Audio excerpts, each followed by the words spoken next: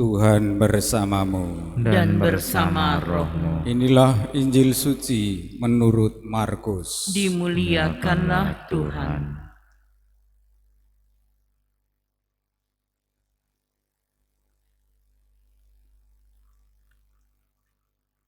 Pada suatu hari Sabat, Yesus masuk ke rumah ibadat. Di situ ada seorang yang mati sebelah tangannya.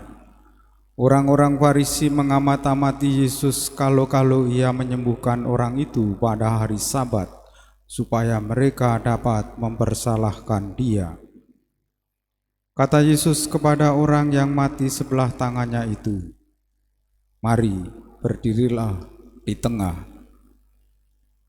Kemudian Yesus berkata kepada mereka, "Manakah yang diperbolehkan pada hari Sabat, berbuat jahat atau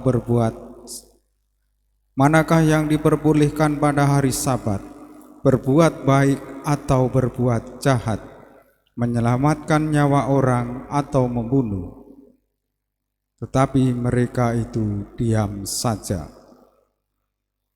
Yesus jengkel karena kedegilan mereka. Dengan marah ia memandang sekeliling, lalu berkata kepada orang tadi, "Ulurkanlah tanganmu." Ia pun mengulurkan tangannya dan sembuhlah seketika. Lalu keluarlah orang-orang Farisi dan segera bersekongkol dengan orang-orang Herodian untuk membunuh dia.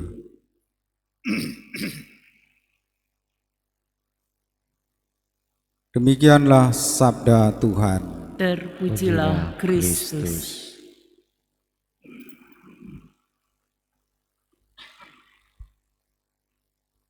Umat Allah yang terkasih,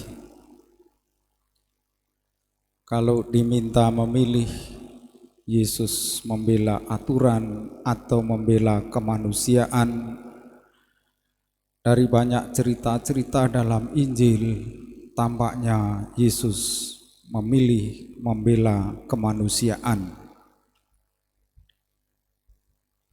Ia menyembuhkan orang yang sakit. Ia mengusir roh jahat dari orang. Ia memberi makan banyak orang. Yesus membangkitkan orang yang mati.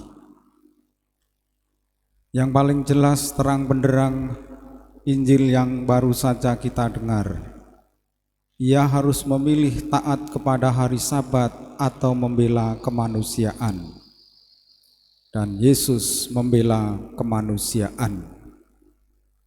Orang yang mati sebelah tangannya pastilah sangat sakit, tidak bisa bekerja, tidak bisa mungkin menolong dirinya sendiri, kesulitan dalam hidup. Orang yang mati sebelah tangannya tadi dipanggil oleh Yesus,